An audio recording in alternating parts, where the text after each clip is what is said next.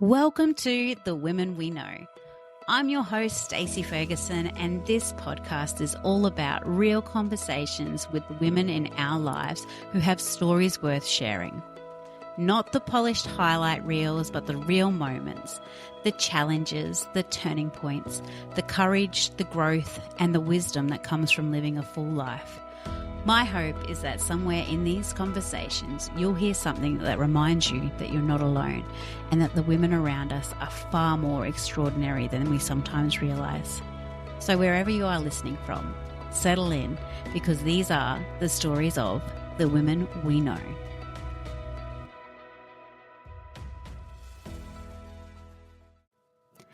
Welcome to The Women We Know.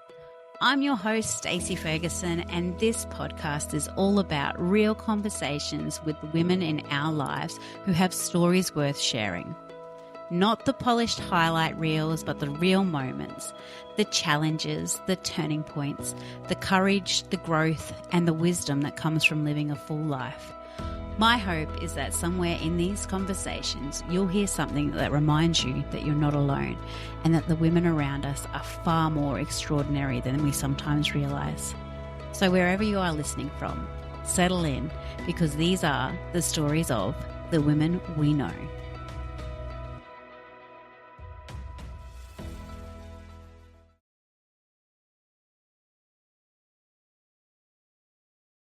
Welcome back to The Women We Know. I've been really looking forward to this conversation because our next guest, Jade McLachlan, is actually our very first international woman on the podcast, which feels incredibly exciting. I'm sitting here in Queensland, Australia at 8 o'clock in the morning, and Jade is joining us from Paisley, Scotland, where it's currently 11 p.m. the night before, which honestly feels a little surreal and very beautiful at the same time. What I love most is that we've never actually met in person. We recently connected through co-authoring Voices of Impact Volume 5. And there was just this instant sense of knowing, like one of those moments when you realize women can deeply understand each other without ever sharing the same room, city, or even hemisphere. There's something really fitting about this conversation because today we'll talk a lot about ADHD, but it's not just about that. It's about identity, burnout, motherhood, masking, the exhaustion of trying to hold everything together while quietly losing yourself underneath it all, and then the slow process of returning home to who you actually are. Jade's work centres around supporting high-achieving women with late-diagnosed ADHD to rebuild self-trust, release shame, and reconnect with themselves underneath years of overfunctioning and shape-shifting. But more than any title or role, I think Jade will bring a lot of honesty to this conversation, and I have a feeling a lot of women listening are going to hear parts of themselves in her story. So Jade, welcome to The Women We Know. I am so glad you're here. Well, thank you for having me. I've been really waiting for this. I've been excited for this, Stacey. I'm really excited as well. Before we dive into everything, Jade, I'd actually love to hand it over to you for a moment because I think that there's something really powerful about women introducing themselves in their own words. So who is Jade right now? What season of your life are you sitting in these days? Well, I'm Jade. I'm a busy mum of two teenagers. I currently work in early years education whilst also building a business. And as you said, I'm helping high achieving ADHD women. The season of life I'm in is really just coming back to who I am. A mask has dropped and I've never felt more authentic than the person I am just now. I'm very much still learning. It's very much still a process. Yeah, I'm loving the person that I am. Yeah. And I can feel that in every conversation and every message that we've shared across the screen. I can feel that in you, you coming back to yourself. Even though I didn't know the prior version of you, I can just feel this sense of pride of who you're stepping into. And I think that that's really beautiful. But Jade, before we get into the deeper parts of your story, I really need to ask you the most important question, which is I think I know what this is going to be. if you're handed a karaoke mic in Paisley at midnight, what are you singing? What are you heading towards? I think nowadays what I'm heading towards is Titanium by Sia. But Yes. each time I do it, I'm murdering the song, but I still continue to just give it, give it my all. That's what karaoke's all about, right? Just Yeah, giving it your all. And I feel like Titanium feels like oddly fitting for your story, actually. yeah. I think it's Yeah. just such a powerful song, and it has always meant something to me. It just feels like this person's been pulled down. There's a lot of challenges coming this person's way, and they're just not giving up. Mm. They're just going to do what they can to stay strong and beat whatever adversity that they're going through. And it does. I just love the song. Yeah, it's really powerful. Yeah, I agree. And I hope one day we're in the same room where I can listen to you belt it out. Well, I don't know about that, Stacey. But yes, I would love to be in the same room with you, definitely. Well, from karaoke bravery to emotional honesty, it feels like quite the jump. And I know that coming from there to where we're jumping into is quite a jump. But I feel like it always gets me warmed up and makes me feel a little bit more like I sink into my chair. Yeah. So one of the things that really has stayed with me from your reflections was the way that you describe your season of life, and you describe it kind of as a unmasking and rediscovering who you are. And I know that you went through burnout and anxiety and depression. And when I read through your reflections before, just for people listening, before I sit down with a guest, I send them a reflection guide so I get to know them a little bit better. There was just something really honest about the way that you described that. Was there a moment, Jade, where you realised that you couldn't keep living the way that you had been? Yeah, I remember it so clearly, and I wrote about that in the chapter. And it Mm. was just, I came home from work. It was one Friday evening, and I sat there with a cup of coffee, and it was dark. And I just sat there, and the tears were just streaming down my face, and they just continued to flow. And I just knew that I just couldn't do it anymore. I just couldn't continue pushing through. Um, I just knew that I just knew that I couldn't go on. I knew there and then that something had to change. There has been Mm. moments in my time, in my life, that the depression has taken over, and there's been times that I've not been able to get out my bed, and it has taken over, and it's been really challenging. But this particular time felt different. It was extremely tough, but there was something still inside me that it wasn't going to give up. There was something that I knew that there was another alternative, but I just had to look for it.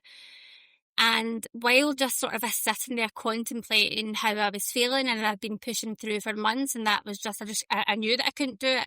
There and then I decided that I knew that I had to take time off work. I knew I wasn't well enough to continue, and I just knew that it was time to look after me. So, yeah, and something actually came into my mind when I was just sitting reflecting, and it was something that the doctor had said after I'd had my daughter, who's now almost 18. I had postnatal depression when I had my daughter, and I went for just a health checkup just to see how I was doing, and I just kept on referring to like my baby, like, yeah, she's absolutely great, like she's good, and he kept on saying, no, but are you good? And I'm like, yeah, yeah, yeah. And he said, I've just got a question for you. Who is the most important person? And I said, well, my baby, Eva. And he went, no, who is the most important person? And I said, well, my baby, Eva. And he said, no, you are. If you can't Mm. look after yourself, then you can't look after her. And you know, that didn't land. That did not land until that Yeah. day last September at the age of 39. The penny dropped. The penny actually dropped, Wow. and I thought, I know what he meant. Oh, I think I just assumed perhaps it was maybe selfish. Now, like, to put yourself first, but I realised there and then, no, something had to change. Yeah. Yeah, and I had to start really looking for alternative methods that was really going to help me, my mental health and physical health. Mm. It sounds like on that day that you came home and were sitting there with that coffee, it just sounds like your nervous system just just had a chance to kind of just exhale Yeah, and just for that penny to drop 13 years after you heard it, that in that moment would have been so incredibly moving, I guess, if you could put yourself out of your body in that time, because obviously in yeah, that time it would have been quite painful and, like you said, sitting there crying and not being able to know what to do, but then kind of also know what you have to do because you yeah, knew that you needed to take time from work to look after yourself. And thank goodness for that doctor saying that all those years ago, because it's yeah, so important that we take care of ourselves. And I think I've mentioned it in another episode. It's like when, if a plane's crashing and you're told to grab the mask for yourself first because you can't save other people and unless you're with it, So, and yeah, it is. It's so true. And the amount of times that I didn't well, I don't think I'd ever really put myself first before. To be honest with you, it was all very new. I think that was just definitely a point in my life I knew that I had done it every other way yeah. and it wasn't working. And there was something that just felt really, if I'm being honest, I probably knew there and then that I perhaps wouldn't actually be here if I didn't do something else. That was the point that it got to. Mm. So I knew that I had to look for something alternative to help with my mental health. I knew that I had to look from a different angle because what I had been trying, what I'd been doing just wasn't working and I just wasn't coping at all. And Mm. I'd been pushing through for months and I just couldn't do it anymore. That's huge, Jade, to think that you had that awareness to be able to pull yourself out of there instead of go the way and be able to look at it now and Yeah, know that you might not be here if you didn't do something about it. It's just huge, definitely. and it pulls on my heartstrings so much. And I think that so many women will recognize themselves in that feeling of constantly having to hold it together and Yeah, just keep pushing against it, and then yeah, you quietly kind of just disappear underneath it all, and then that day of the coffee, when you come home, your body had obviously reached a point where it just wouldn't let you ignore yourself anymore. And I know that you were diagnosed with ADHD at 38, and I imagine finally having a language for that experience must have shifted so much. So, when you first received your diagnosis, what did you feel? Was it relief? Was it grief? Was it validation? Maybe a mix of everything? yeah. It was a mix of everything because I hadn't quite thought or knew that I had it, let's say.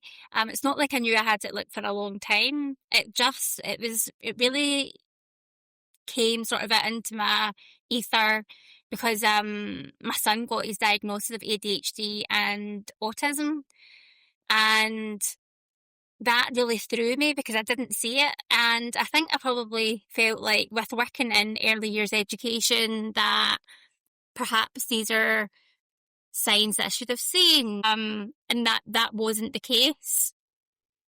Mm. Sorry, I feel like I'm digressing now, talking about my son. No, But I think it's a really important part of your journey. yeah, so that's really what sort of then brought the attention to me.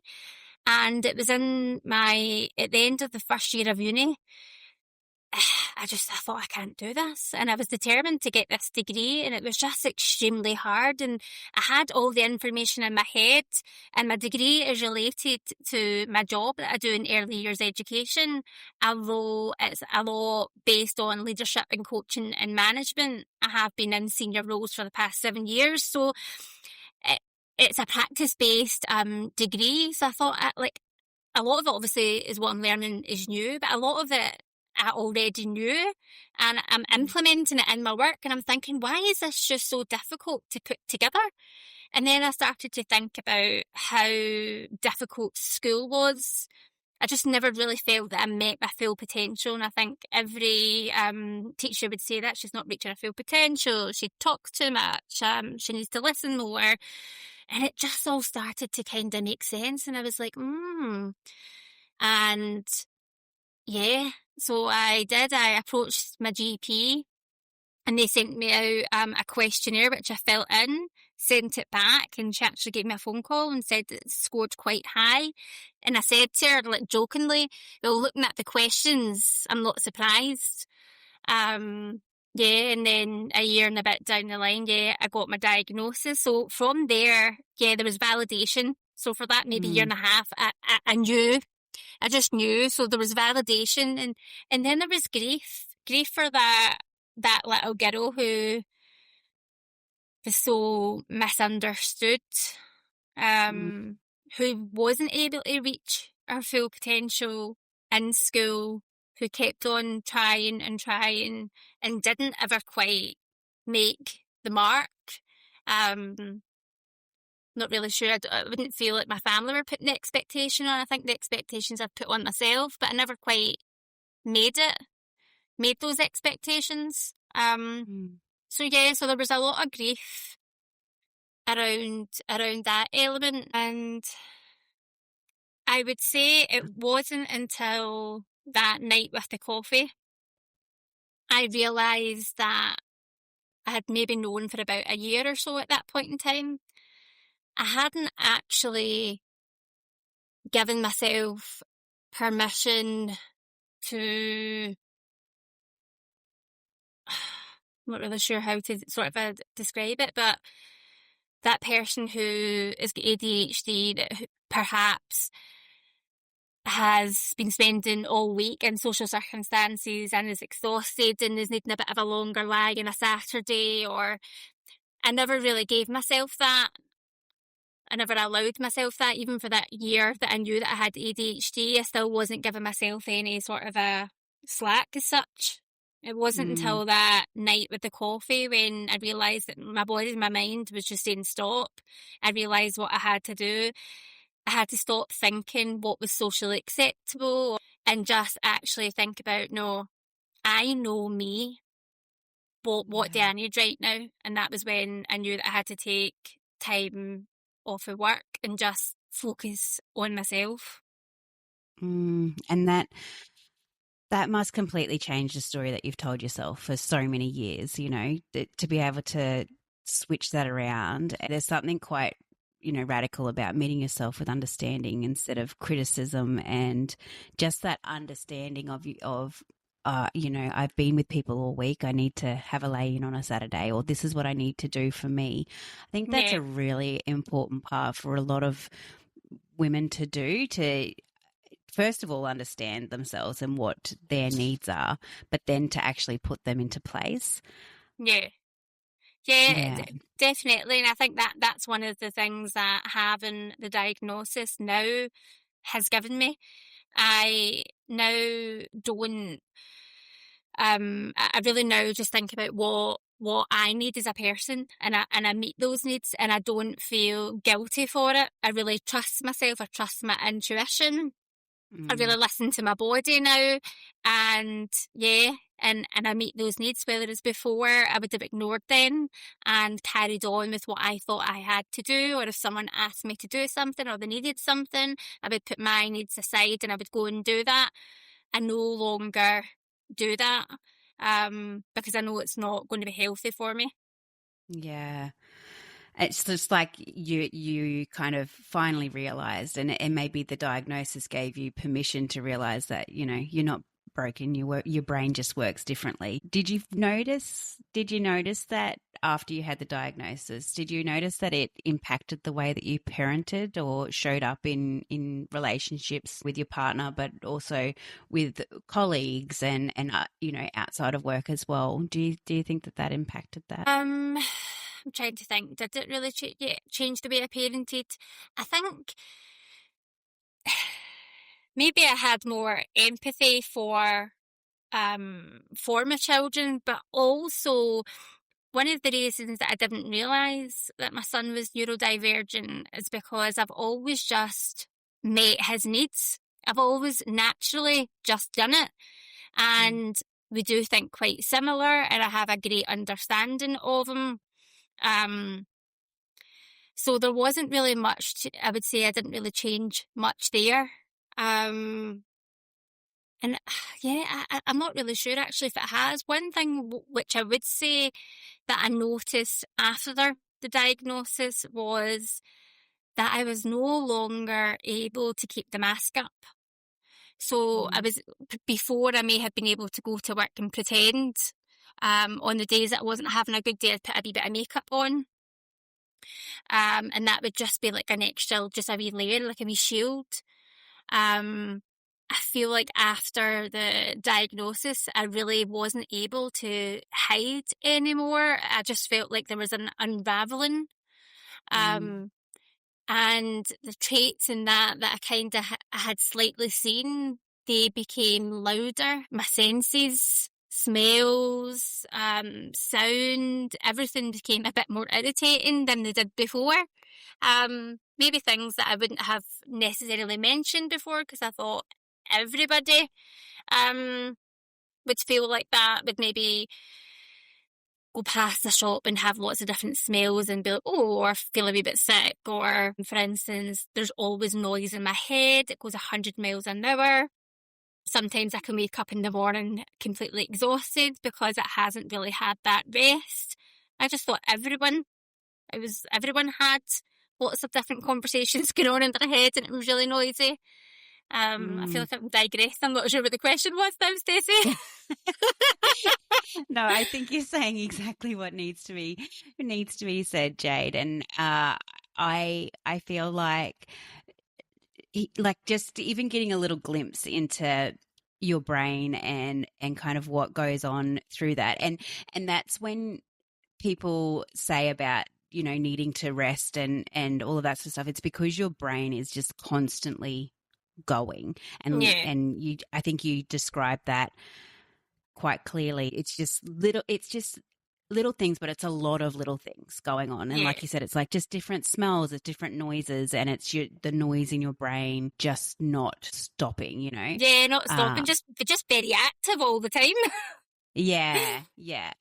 And I feel like, you know, once you got the diagnosis, you're finally able to listen to yourself, and instead of fighting yourself. And that's when you kind of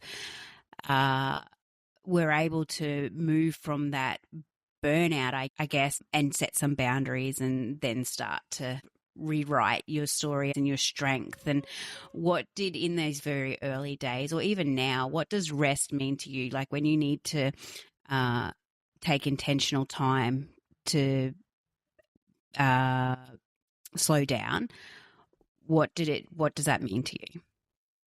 So it can look in a variety different ways. I like to meditate now, so I'll do some meditation. A couple of times this week I have felt that I've needed a wee bit of time outdoors in nature, when it would have been really easy for me before. If I didn't need to get dressed that day, I just wouldn't have. I wouldn't have seen getting ready to go outside just in nature for a wee walk, a wee bit of fresh air as a priority. It would have maybe been a bit too much to get showered, get dressed, brush your teeth, fix your hair. That would have taken quite a lot of energy, some days anyway, particularly in that burnout stage. But twice this week, I've taken myself and I've went to the park, went a walk around the pond with the ducks. I even had a bit of lunch in the park the other day, just myself. I just knew that that's what I needed. Intentional rest as well. On a Sunday evening, I go to a class that's a mixture of meditation, breath work, and some sound healing. So there's all these things now that I do for intentional rest, and even just wee things like a bath. Having a bath, or I've started going to my bed sometimes a bit earlier than I normally would, because I just knew that I wasn't getting the right rest that I needed, and I wasn't really helping myself because I was maybe staying up too late. I was maybe watching something that was getting me feeling a bit more active, was getting sort of my head going, asking questions, that logic, but I'm not really going to get to sleep when all that's going on in my head. So yeah, these just be intentional things. I'm really a lot more in touch and in tune with my body and my mind now, and I'm really giving myself what it is that I'm needing. Yeah, I think that it's such a beautiful thing to come to that place. Jade, tell me about what you've learned a lot about how to listen to yourself and set boundaries and prioritize yourself. Tell me what sparked your new business venture. So during that time of burnout, I'd say maybe a few weeks into it, when I knew that I was looking for alternative ways to sort of help myself, basically, I was looking for like strategies and tools to help self-regulate. And I came across a masterclass, and it was all about the subconscious mind, and it was about rewiring your thoughts, those negative beliefs that we carry. And I was carrying negative beliefs that I wasn't really worth certain things, or that I was carrying some shame. I didn't really trust myself, and I knew that I wasn't putting boundaries in place, and I knew that I was carrying all these sort of negative thoughts and negative beliefs. And the masterclass basically was sort of advertised that it was that you would look through them and see where these originated from. They've been picked up somewhere along childhood, and they've just grown stronger and stronger and stronger, to the point that your mind actually starts looking for the negative to build that up. So I went for the masterclass. It was a free masterclass, and it was great. And I thought, I actually really like this. And I paid a wee bit extra money to be able to save the information and just have like lifetime access to it. And you were getting like an extra day. And on that extra day, the founder of the company, was doing a facilitation, and it was I believe, coding facilitation, and she asked us all to pick something that was like something that was negative, that was impacting our lives. And I was having a wee look on the Zoom chat, because I'm not very good at thinking really quickly on the spot, and some people were saying, oh, like, I drink too much coffee, or oh, I eat too much chocolate. And I thought, right, sugar. I ate chocolate cake and sugar. So she took us through this facilitation, this session, with our subconscious mind. We're very still conscious and very aware. She's just sort of guiding us through that. And it wasn't until the next day I realised that I had no craving for anything sugar. I hadn't had a bit of chocolate. I hadn't had my syrups in my coffee. And then a few days had went past, and I was actually starting to get myself a bit worked up about this, because I thought, oh, this isn't right, because I eat a couple of like chocolate throughout the day, and I always have a coffee with some of the syrup in it, and an iron brew with my dinner, and I thought this is not right. And 8 days had went past, and I hadn't had anything with sugar. And I thought, wow, like, this is amazing what this could potentially do.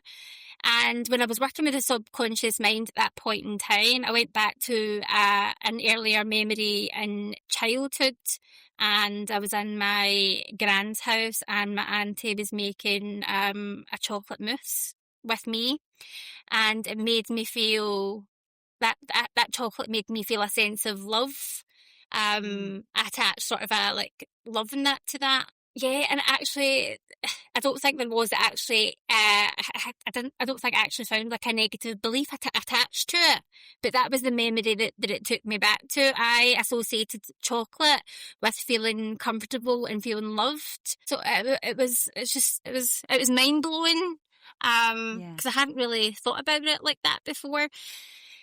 But just to fast forward, I then decided, wow, this is something that can really, really help me. And I signed up for the course. I had a chat with them about me choosing like the chocolate and the sugar and like, to eliminate that, which actually wasn't sitting well with me at that point in time, because I thought, why did I do that? I had Christmas was coming up, my birthday was coming up, I had afternoon tea booked, and I was like, why have I done this? But then all of a sudden something clicked, and I knew why I did it, because I needed proof. I needed something tangible for me to know that this was worth investing in. And that was why I had done that. So yeah, I invested in this training course, and I'm almost there at the end. I've only got a wee bit more left to do before I am accredited. And really, I went into this to help me. It was all about really just to help me, just another tool in my toolbox to help me. But a part of the training is you have to do so many sessions with other people, quite a lot. It's very in-depth, and that's what I like. I like to know that I'm doing something and I'm learning quite a lot. I could see how it was helping other people, and I'm needing to write out sessions, like paperwork after I do it, and keep in contact with these people just to see how they're doing. And I could just see the changes in different people. Like there was a woman that I gave a session to the other week on migraines. She's not had a migraine since. Wow. And that was attached to a lot of negative beliefs, but we actually worked with the pain. And just seeing how much I've been able to help other people and how other people have helped me, and also myself doing self-facilitations on myself, and just to see how much it has helped me, I then just decided that I wanted to help other people like me where I was last September, or even before that, so that they're not at that point. They're not even, like, I wouldn't want really anybody to get to that breaking point. It would be great to help people before they even get there. But yeah, then something just changed, and I just knew that I wanted to use this to also help other people. So this is where the starting of my business came from, helping other people like me. I feel like you've really stepped into that calling of helping other women. You kind of have just stepped into your purpose and, you know, your business Unmasked and Rising. Tell us a little bit about what you hope that brings to the world. I just hope that I can help other women so that they don't feel that shame. I don't want other women to feel broken, not seen, not heard, not have a voice. I want to bring it and help other people, and just know that there's another way of working. There's so much more tools and strategies out there that we can use that's going to help us and how we work and how our brain works, to be able to meet our full potential. Like that word that I heard so many times, like she's not meeting her full potential. Like we can. There's so much capability with women, with anyone with ADHD, and I just feel doing the subconscious work and rewiring these thoughts that were keeping us stuck. One of the big things was that I was always kind of afraid to use my voice, and I had done a session on myself, and it took me back to primary 2, and 2 friends didn't want to play with me. Basically, one didn't want to play with me and told the other girl not to play with me, and I was going to go and tell the teacher, but they got there first, and sort of I made up a story. So right away, the teacher was just basically telling us, like, that's enough, girls, like, you just need to play. But I was so upset that that's not what happened. And I didn't get that opportunity to actually tell the teacher what had happened. Now, that might not seem very significant, but it obviously was to me at that age, like age 5, age 6. And that was where that belief started of my voice doesn't matter. And then what happens is, if something else would have happened, and that would have strengthened that belief. And then what your subconscious does, or your conscious, it just looks for that evidence and just scans. and it just builds up and strengthens over the years. And yeah, I was really quite afraid to use my voice, and doing that working with the subconscious, that allowed me then to put my chapter out there, and that was very liberating. Mm. And what full circle moment to have your voice out there, and your voice is important, and, to squish that belief. Yeah, exactly. Yeah, like everyone's voice matters. But yeah, it just shows you though, like, it probably wasn't even meant that way, but that was the way I perceived it. And that will be the way for a lot of us with different things. So yeah, all our voices matter, definitely. And as you say, full circle, and I'm actually here having a chat and people can hear my voice now. Yeah, it's absolutely beautiful to think that, you were able to do this work, and you started for yourself, but now you're able to even come on here and share that with other people, and what the possibilities are, and that you can rewire your brain and your thoughts, your thought patterns and your beliefs. I would love to know if you could go back and tell a younger Jade something, if you could sit beside her on a bench around that pond. what would you tell her? I think I would just tell that younger Jade that you are loved and trust yourself. I feel like doing a lot of the subconscious work lately, a lot of what I've been sort of hearing is the answers are within, and that is the same for everyone. The answers are actually already within. Sometimes we just end up seeking outward for that validation, or we think someone else knows more, but yeah, just to tell that younger Jade that, like, you're great, you're loved, and all the worrying that I always said, there was no need. Yeah. I think that's younger Jade would love to hear that from you. And I think even just saying it out loud is telling, the little girl inside you that you are loved, and, you are the most important person in your world. And I'd love to know what you're most proud of sitting here today.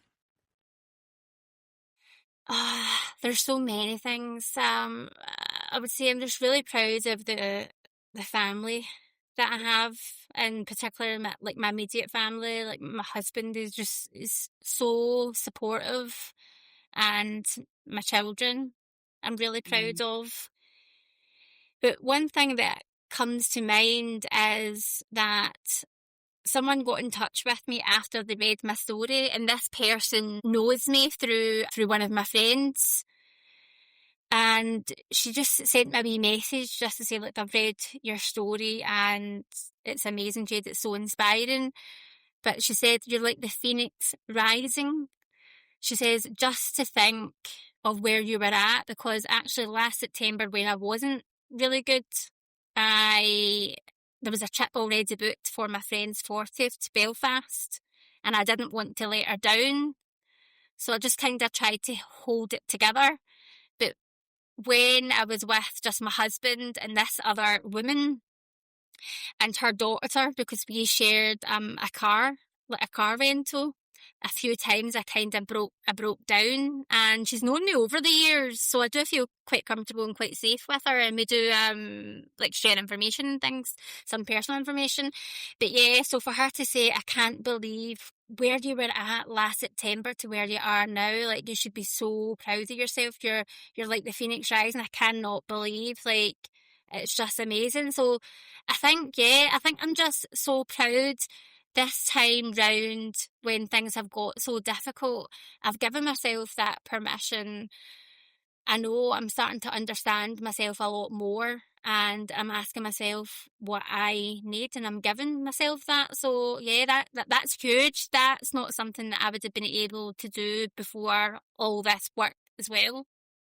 I think that's something that is just so beautiful for you to realize, to be so proud of that, and to include yourself in that question of what are you most proud of? I know a lot of women find that difficult to to mention themselves, but I think that your growth and like your friend mentioned that Phoenix Rising, how beautiful is that? Yeah, very nice. Yeah. I feel proud of you, knowing a small smidget of your backstory, and then to be able to sit here and listen to you talk today with so much pride in the way that you speak, but there's so much empowerment for other women, and you've realized your, like you said, your full potential, but you realize what your boundaries are and what makes you show up to be that full potential, and now you don't let other things in the way. And I think that in itself is quite inspiring. So thank you for sharing that, and thank you for being so open. Jade, I would love to know who was a woman that you believe deserves to be seen, celebrated, or heard. Oh, this is a good one. So there is so many people, but one person in particular, when I read that from the questionnaire, is Catherine Rands. Now, Catherine Rands, as you know, is one of the other authors of Voices of Impact Volume 5, and we've gotten to know each other pretty well since really coming together to write our story. We've never met in person. However, we have a lot of Zooms. I've done some belief coding sessions on her, and she's done some EFT sessions and different things on me. And we just like to have a little chat. And this woman is just amazing. This woman, whilst writing her book, was looking after her terminally ill father in hospital. He only had days left at this point, or a couple of weeks left at this point, should I say, and she was still writing her story because she'd already committed to it, and he wanted her to continue. But even before that, like, she's worked with lots of different mental health charities. She's worked for helping different people with addiction, and she just seems to have, like, from most of her life basically dedicated it to supporting and helping people. And she was one of the ones that sort of reached out to me when we were on our Zooms together, and sometimes maybe if I was feeling a little bit overwhelmed, she would reach out to me, and she's always just wanting to support other people, and just like everybody in their families, we've got things going on, and she just seems to be the one that holds it all together and is really like a rock for everyone. But yeah, she really dedicates her time and her life to helping people, and she's just got such a wonderful, warm heart and just a lovely soul. Yeah, I love that. And I think that you're so right when you say, like, she's the rock. She kind of just is able to hold people together and hold space for people, I think, is the most important thing about that. I love that. Jade, I want to say thank you so much for your honesty today that you brought to this conversation, for the way that you articulated things and shared things that a lot of people might not even think about, or some women are probably quietly carrying it. And I want to thank you for reminding people that understanding yourself can completely change the way that you move through the world and the way that you show up to your full potential, like you mentioned. There's something so powerful about hearing a woman stop fighting herself and start listening to herself instead. And I can really feel that shift in you. And I think that it'll stay with a lot of women after this episode.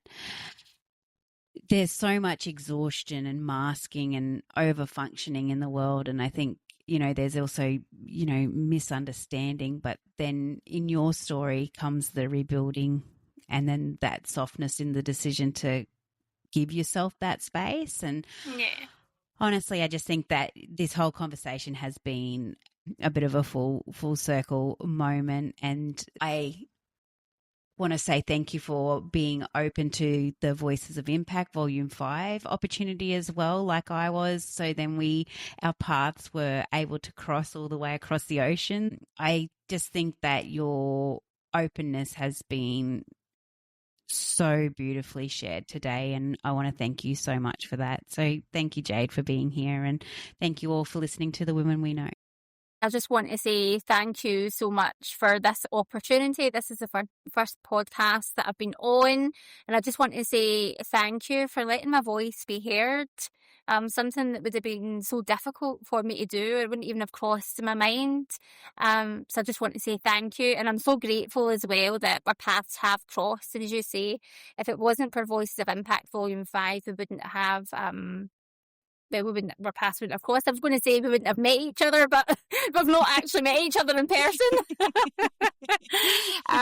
We have across the screen, I guess. Across the screen, we have across the oceans. But yes, no, I've enjoyed the conversation, and I love your podcast. So thank you so much for having me. Thanks so much, Jade. Thank you. Bye. And that's a wrap on today's conversation with one of the women we know. If something in today's episode resonated with you, I'd love if you shared it with a woman in your life who might love it too. And don't forget to follow along so you never miss a conversation. And if there's a woman in your life that you know has a story worth sharing, I would love for you to nominate her at The Women We Know on Instagram or Facebook. Or shoot me an email at thewomenweknowpodcast@gmail.com. There's a dot in between each of the words, the.women.we.know.podcast@gmail.com. Thank you for listening and being part of this community that celebrates her story, her resilience, her honesty, her triumph, her challenges, her life. We celebrate her.